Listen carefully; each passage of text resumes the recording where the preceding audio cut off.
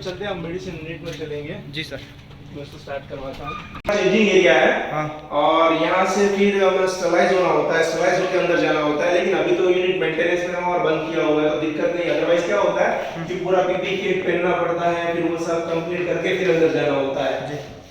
अभी तो मेंटेनेंस में है तो कोई प्रॉब्लम नहीं है। ठीक है, ये हमारा पूरा मेडिसिन है। आइए, ये स्टाफ रूम है हमारा। जी। उसके बाद जो हमारा फिनिश प्रोडक्ट है रिजेक्टेड गुड स्टोरेज है। मतलब प्रोडक्ट्स जो फिनिश होके आते हैं फिर रिजेक्टेड गुड स्टोरेज, यानी कि जो एक्सपायरी डेट होती है वगैरह कुछ सैंपल्स फेल्स होते हैं वो तो उनको यहाँ पर स्टोर किए जाते हैं। और ये हमारा laboratory and retain sample unit है, जिसको लेबोरेटरी करके रिटेन करते हैं ना, तो रिटेन वाला यूनिट। ये हमारा टैबलेट फिनिश यूनिट है। इसमें टैबलेट पंचिंग मशीन वगैरह और टैबलेट पंच वगैरह होती है इसमें। और अभी ये मतलब मैं थोड़ा मेंटेनेंस में डाला हूँ। उसके बाद होता है हमारा ये फिनिश कॉटेड यूनिट है। आप अगर देखना चाहेंगे तो आप यहाँ से ले सकते हैं। अंदर नहीं जा सकते क्या सर? अपन जा सकते, कोई दिक्कत थोड़ा सा नहीं है। दिखाइए अंदर, ऐसे दर्शकों को दिखा सकते हैं। बताइए। इसमें जाते हैं, ये ब्लैक एरिया है तो ब्लैक एरिया में मेंटेन कर सकते हैं, कोई दिक्कत नहीं है। हाँ, ये जो टैबलेट पंचिंग मशीन होती है वहाँ से पंचिंग होकर कंप्लीट होकर फिनिश होकर इसमें आती है, फिर इसमें प्रोसेस होती है। इसके बाद जाती है बाजू में। जी। बाजू का जो यूनिट है वो कम्प्लीटली काउंटिंग होती है। काउंटिंग होने के बाद स्क्रू कैपिंग होती है। स्क्रू कैपिंग के बाद इंडक्शन होता है और इंडक्शन के बाद लेवलिंग, स्टिकर लेवलिंग होता है। स्टिकर लेवलिंग होकर फिर यहाँ से ब्लास्ट में निकलती है। हमारा लेवलिंग यूनिट है, मतलब मैं यहाँ से बॉटल यहाँ पे रखनी है। उसके बाद फिर इसमें काउंटिंग होता है। काउंटिंग होते फिर इसमें कैबिंग लगती है। बीच में एक मशीन है ना, काउंटिंग मशीन है, वो अभी नहीं है, वो मेंटेनेंस के लिए गई हुई है, क्योंकि मशीन मेंटेनेंस में जाती है तब ये होता है। उसके बाद एक हाँ स्क्रू कैपिंग है। उसके बाद होता है इंडक्शन।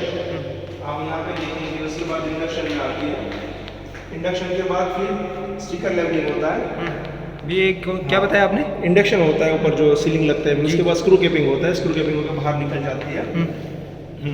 और ये एरिया हमारा अभी जो होगा मेन प्रोसेसिंग यूनिट हमारा आएगा, जो उसका रॉ मटेरियल प्रोसेस होता है। ये तो सारा पैकेजिंग वगैरह का हो गया, मैन्युफैक्चरिंग का। और हमारा जो मेन है रॉ मटेरियल सोर्सेस का, तो वो यहाँ से होता है स्टार्ट। ये हमारा कैप्सूल यूनिट है। जी। यहाँ पे कैप्सूल्स वगैरह फिलिंग होती है। कैप्सूल से यहाँ फिलिंग्स होती है। ये सारा मशीनें सारी दिख रही है अंदर।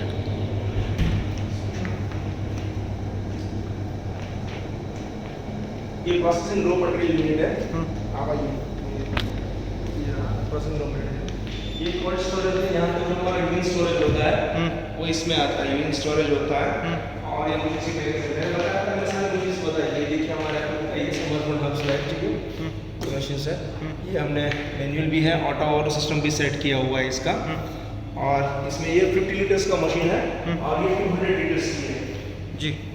इसके बाद इसमें जो यूरिन रखा जाता है, मतलब पहले उसमें यूरिन रखा जाता है कोल्ड स्टोरेज में। वहाँ से ट्रे आती है, इसमें जाती है।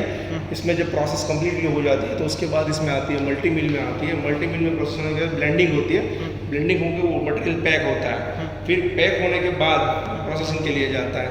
कोल्ड स्टोरेज में जाना चाहेंगे? जी सर। तो अभी तो मतलब इतना स्टोरेज में टेम्परेचर नहीं है, तो इसके साथ जो टेम्परेचर होता है।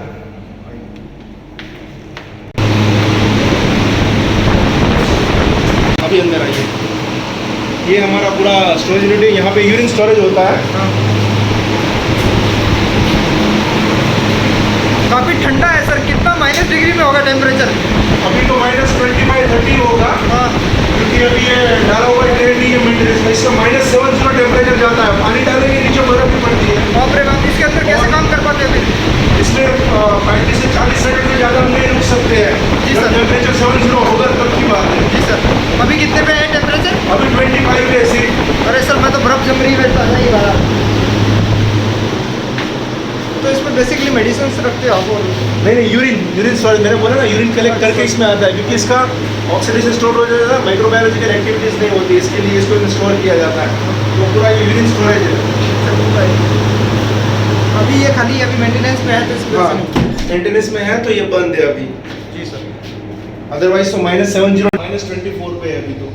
तो तो ये कोल्ड स्टोरेज बनाने में सर, जैसे आप ये तो आप एक फार्मास्यूटिकल इंडस्ट्री आप हम कह सकते हैं गाय के अंदर, जैसे किसान दूर दराज एरिया में होते हैं, वो ओनियन स्टोर के लिए, वेजिटेबल स्टोरेज के लिए वो सेम प्रोसेस रहता है या उसमें नहीं, सेम प्रोसेस नहीं रहता, वो अलग रहता है। उसमें क्या, वो गैस जो यूज होता है ना, वो R22 यूज होता है। इसको सिर्फ ठंडा रखना होता है, उसको माइनस टेम्परेचर नहीं रखना सकता है, इसको नाइट्रोजन ब्लास्टर पे क्योंकि माइनस में जाना है, वो तो सिर्फ मतलब मैं लाइक रेफ्रिजरेशन की तरह होता है। ये तो बहुत ही टेम्परेचर -70 रखना होता है, ये तो अलग प्रोसेस है। और बताइए, कुछ बच गया है सर? नहीं, आइए, यहाँ मशीन है हमारा। ये क्या बताया सर आपने? लैब स्केल है, मतलब में कोई चीज़ अगर हम दिमाग में आई और इन्वेंशन करना है, 1-2 kg है, 1-2 लीटर है, तो ये लैब स्केल है और इसको कहीं पे भी लेके हम जा सकते हैं कि इसको मूव बनाया, मतलब में ये मूवेबल है, टायर से लेके हम बनाया हुआ है, कहीं पे भी लेके हम जा सकते हैं और वहीं पे भी R&D कर सकते हैं इसका। तो ये फ्लेक्सिबल हमने मशीन बनाई हुई है और ये सारी आपको ट्रेस दिख रही है, इसमें यूरिन भरा जाता है जी। ये सारी ट्रे में यूरिन भरा जाता है। एक ट्रे का कैपेसिटर देख सकते हैं, ये ट्रे, इसमें यूरिन भर के रखते हैं, यूरिन भरा जाता है, भर के उस कोल्ड स्टोरेज में रखा जाता है, रैक में रखा जाता है। ये जो सारी बनी है SS 304 और 316 के बनी हुई है। कनेक्ट नॉन कनेक्टिंग 304 है और कनेक्टिंग पार्ट 316 है। सारे पूरा मेडिसिन, पूरा मेडिसिन। यहाँ काम कौन करता है? डॉक्टर्स काम करते हैं, रिसर्च कौन करते हैं सर? कैसा, किस टाइप? नहीं, स्टाफ होता है और BSc पर्सन भी होते हैं जो मतलब लैब का जानकार होता है, वो होता है। आज संडे है तो आज पूरा स्टाफ छुट्टी पे है। जी।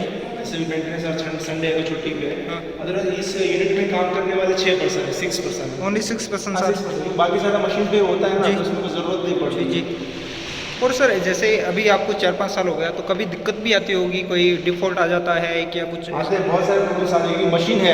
देखो, यूरिन है तो यूरिन इतना एसिडिक होता है कि अगर जैसे जर्मनी के हमारे पास अल्ट्राटेक के पंप है, फिर HHV के पंप है, तो ये पंप को भी हार्ड कर देती है।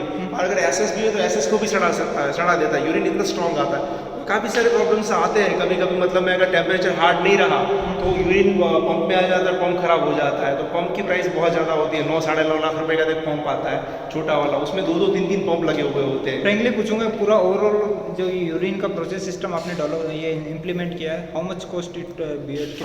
सर, इसमें कॉस्ट तो बहुत लगी होगी इसका। इसको आप पूरा सेटअप गिनेंगे तो एक ह्यूमिडिफायर, एक क्लीन रूम और SS की जो मशीनरीज लगी हुई है, 5.5-6 करोड़ का तो सिर्फ यूनिट का ही है, प्रोसेसिंग यूनिट का ही एक्सपेंस लगा हुआ है। जी सर। और ये स्टाफ रूम बैठने के लिए, लोगों के लिए? हाँ, स्टाफ जब मतलब में अंदर होते हैं ना तो फिर बाहर नहीं जा सकते। जब एक बार एंट्री हो गया, जो है ये एडमिनिस्ट्रेटिव ऑफिस है, मतलब यहाँ का रिकॉर्ड है, तो इसमें रहता है। फिर उसके बाद अभी हम बाहर के एरिया में आ गए, वापस आ गए। तो सर, जैसे आपने बताया आप तो 12th फेल हो, 12th फेल बंदा तो ये कर नहीं सकता सर। आप बताइए आपके अंदर कैसे इतना हर चीज़ का आपने नहीं, वो एक बात है, 12th फेल बंदा नहीं कर सकता। देखो, अभी जितने बड़े बड़े बिजनेसमैन हैं, मिलियनियर्स है, बिलियनियर्स है, उनका एजुकेशन देखिए कुछ नहीं है। हमारे सूरत में ही देख लीजिए, जो 5वीं फेल है, 7वीं फेल है, फिर भी आज उनकी कंपनी 15,000 करोड़ की है, 5,000 करोड़ की कंपनी है। कर सकते हैं, एवरीथिंग इज पॉसिबल, लेकिन वो कॉन्फिडेंस होना चाहिए आप में। तो इतना डीपली ये यूनिट प्रोसेसिंग, इसका पहले तो सर 5-10 साल तो इसको रिसर्च करने में टाइम लग जाता है कि इसको कैसे रिसर्च, कौन सी मशीन किस टाइप की आती है, कैसे आप बनाएंगे, क्या कंपोनेंट कहाँ से रहेंगे, रॉ मटेरियल कैसे होगा, फाइनल प्रोडक्ट किस टाइप का आएगा। You are telling that in 4 साल के अंदर तो आपने फाइनल प्रोडक्ट बना के आज 4 साल पूरा ऑल ओवर वर्ल्ड में आप फेमस हो गए हो। देखिए सर, मैं इसमें आपको एक बात कहना चाहूँगा कि वो भूख कितनी है ना, उस पर डिपेंड होता है। हमारे सर थे, वो बहुत हमें अच्छा समझाते थे कि 2 चिड़िया जा रही थी आकाश में, जो जिसको हम बाज बोलते हैं, मतलब सबसे तेज उनकी रफ्तार होती है, ठीक है। तो उनके बाजू में से एक रॉकेट निकल गया, तो एक चिड़िया ने दूसरी चिड़िया से पूछा कि ये सारा हमसे तेज कौन? ये हमसे तेज कौन और हमसे तेज कौन भाग सकता है? बोला वो हमसे तेज नहीं है, लेकिन उसके पीछे आग लगी है ना, इसीलिए वो इतना भाग रहा है। देखो, जो पीछे आग लगनी जरूरी है, जब आग लगती है ना अंदर से, बर्निंग डिजायर जब होता है, तो ये सारी चीजें आराम से हो जाती है। Everything is possible. फाइनल आपसे पूछ भी तो लिया, आगे कुछ और? अभी ये भी मेरे लिए तो काफ़ी था, लोग सोचे देखेंगे तो वो भी कहेंगे, पर इससे भी आगे आपको रुकना नहीं है, आपकी मशीन है वो चलती रहेगी। आगे क्या आने का विचार? आगे तो बहुत सारी चीज़ें हैं। अब देखिए, आज संडे है तो इसलिए मैं आपको स्टाफ से नहीं मिला पाया, और हमारे जो साइंटिस्ट है वो भी आज छुट्टी पे थे। हमारे जो मतलब में कोऑर्डिनेटर एडमिन है चिराग भाई, वो भी आज छुट्टी पे है। अगर वो होते हम आगे ये आपको बताएंगे। अभी हमने जो बताया ना, मैंने साइंस के बारे में बताया आपको। नेक्स्ट टाइम जब मैं आपको बताऊंगा माइक्रो साइंस के बारे में बताऊंगा। साइंस के अंदर जो माइक्रो साइंस होती है, हमारे मतलब में रोम की जो साइंस होती है, उस साइंस के बारे में बात कर रहा हूँ मैं। उस साइंस के बारे में बताएंगे, और ये माइक्रो साइंस बॉडी में कैसे काम करता है, फिर हमारा डाइट कैसा होना चाहिए, हमें कब खाना चाहिए, कब सोना चाहिए, और जो भी एनिमल्स है उनकी ये पृथ्वी पे क्या एक्टिविटीज़ है और क्यों है, ब्रह्मांड में से कॉस्मिक एनर्जी कब आती है और वो हमारे पिट्यूटरी ग्लैंड में और पिनियल ग्लैंड में क्या बेनिफिट देती है, वो सारे चीज़ है। और उसके साथ जो माइक्रो साइंस है वो सारी चीज़ें हम आपको बताएंगे। सर आपका मैं तहे दिल से इस वीडियो को यहीं ख़त्म करना चाहूँगा और आपको धन्यवाद बोलना चाहूँगा कि मैं यहाँ आया तो मेरे को भी आज बहुत कुछ सीखने को मिला है। मेरे को ये नहीं पता था, मैं जितने दिन यही सोचता था कि गाय है, गाय का गौमूत्र पीना चाहिए, उसका दूध बनता है, उसका घी बनता है। पर जैसे आपसे मुलाकात हुई, आप एक अच्छे टीचर भी हो, अच्छे गुरु भी बोल सकते हो, अच्छे मोटिवेशनल स्पीकर भी हो और काफ़ी डीप नॉलेज रखते हो इस डेयरी सेक्टर के अंदर। तो सर मैं आपको धन्यवाद बोलना चाहूँगा। मेरे को भी आज बहुत कुछ सीखने को मिला और जैसे आपसे मैं बात कर रहा था, कभी मौका मिलेगा तो आपका एक दूसरा जो मैक्रो कंपोनेंट के बारे में आप बात कर रहे थे, आपके जो पार्टनर्स है, जो रिसर्च सर यहाँ पे काम करते हैं, डॉक्टर, उनसे बात करने की कोशिश करेंगे और डीपली इसको कॉन्सेप्ट को थोड़ा उजागर करने की सामने दर्शकों। बहुत ही सर, मैंने अभी तक आपको जो बताया है वो 5% भी नहीं है। जी जी, ये मैंने सिर्फ आपको ऊपर की साइंस बताई है, जो ऊपर की साइंस इतना महत्व नहीं रखती है। साइंस, माइक्रो साइंस बहुत ही महत्व रखती है। तो माइक्रो साइंस इसके बारे में क्या है, अब मतलब में एक कंटेंट तो हमने बोल दिया, विटामिन ए के बारे में बोल दिया, विटामिन सी के बारे में बोल दिया, लेकिन विटामिन ए बॉडी में काम क्या करता है, हमारे बॉडी में उसका मेन इफेक्ट क्या है, फिर हीमोग्लोबिन क्या करता है, आयरन हमारी बॉडी में क्यों चाहिए, ये 5 एलिमेंट्स, पृथ्वी के तहत ये जो 5 एलिमेंट्स होते हैं, वो 5 एलिमेंट्स को हमने कैसे डिस्ट्रॉय किया, वो बहुत सारी चीज़ें। इसके साथ हम क्या करेंगे, नेक्स्ट टाइम इसको स्पिरिचुअल साइंस मतलब में वेदा जोड़ देंगे तो बहुत ही अच्छा रहेगा। बिल्कुल मज़ा आएगा सर। आपसे बात करने में, कन्वर्जेशन करने में, कम्युनिकेशन करने में भी एक अलग ही वातावरण मिल जाए, अलग ही एक जो शब्दों का आदान प्रदान होता है उसमें भी काफ़ी अच्छा आप ज्ञान का डिलीवर करते हो। इसी शब्दों के साथ इस वीडियो को यहीं ख़त्म करना चाहेंगे। Thank you so much sir.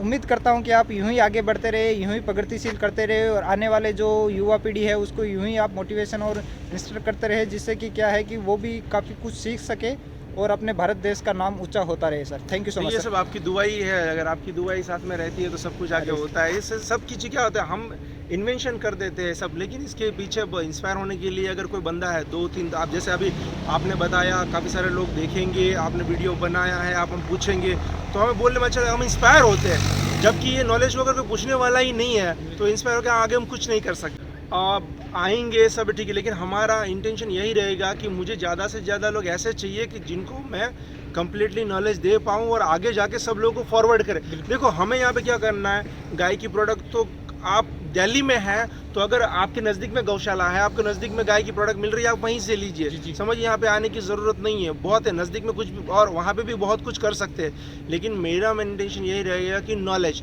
क्योंकि ये देखो बहुत सालों पहले सारी चीज़ें ख़त्म हो चुकी है, तो फिर से इसका आना ज़रूरी है, इसके इन्वेंशन होना ज़रूरी है, नॉलेज का होना ज़रूरी है।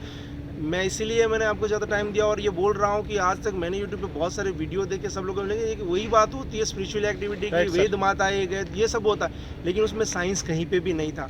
अभी आज के ज़माने में क्या है कि हम स्पिरिचुअल को तो लेके जाएंगे, लेकिन साइंस को भी साथ में रखना पड़ेगा। देखो भाई, अभी मैंने किसी ऋषि मुनि या साधु संत के बारे में बोल दिया, गाय हमारी माता है, जब जय हो गया, ठीक है, लेकिन वो जो डॉक्टर्स वगैरह बैठे, वो साइंस है वो नहीं मानती, वो रिपोर्ट्स को मानती है। राइट सर, समझिए, वो एविडेंस मांगती है, तो वो भी होना चाहिए। तो हमें स्पिरिचुअल और साइंस को दोनों को साथ में लेके चलना है, तभी जाके कुछ नई इन्वेंशन वगैरह कुछ होगी और गाय को हम बचा पाएंगे। धन्यवाद इन्हीं शब्दों के साथ। Thank you so much sir.